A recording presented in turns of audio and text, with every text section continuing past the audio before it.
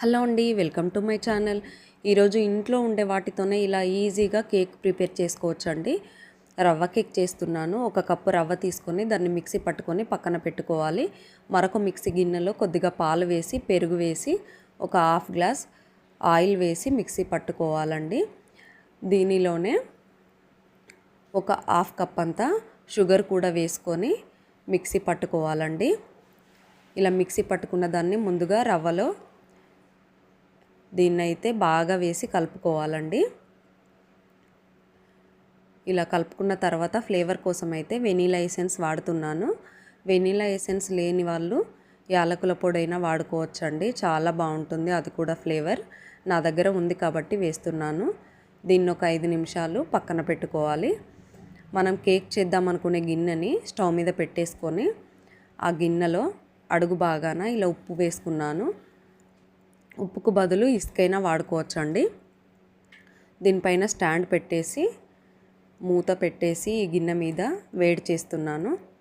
ముందుగా ప్రిపేర్ చేసుకున్న దానిలో బేకింగ్ సోడా, బేకింగ్ పౌడర్, ఒక చిటికెడంతా సాల్ట్ కూడా వేసుకోవాలి. దీన్ని బాగా కలిసేటట్టుగా బాగా కలుపుకోవాలండి. ఇలా ఒకసారి చెక్ చేసుకోవాలి ఎలా ఉందో.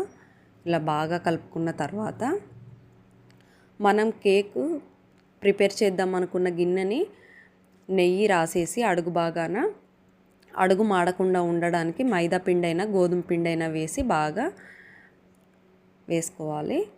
ఇలా కేక్ మిశ్రమాన్ని వేసి ఒక కింద 3 సార్లు ట్యాప్ చేసి పైన డ్రై ఫ్రూట్స్ వేసానండి. ఇలా స్టాండ్ మీద పెట్టేసి మూత పెట్టుకొని ఒక 30 నిమిషాలు లో ఫ్లేమ్లో ఉడికించాను. కేక్ రెడీ అయిందో లేదో టూత్పిక్తో చెక్ చేద్దామండి. కేక్ అయితే చాలా బాగా రెడీ అయిందండి. ఇలా ఇంట్లో ఉండే వాటితోనే పిల్లలకు ఈజీగా కేక్ ప్రిపేర్ చేయొచ్చండి. ఒకసారి మీరు కూడా ట్రై చేయండి, చాలా బాగా వచ్చింది నాకైతే కేకు. ఈజీ ప్రాసెస్ అండి. ఎంత బాగా వచ్చిందో నేనైతే అనుకోలేదు ఇలా వస్తుందని. చాలా బాగా వచ్చింది, చాలా ప్లఫీగా ఉంది కేక్ అయితే. పిల్లలు చాలా బాగా ఎంజాయ్ చేస్తారు. నా ఛానల్ని కొత్తగా కనుక చూసేవాళ్ళు సబ్స్క్రైబ్ చేసుకోండి ఫ్రెండ్స్.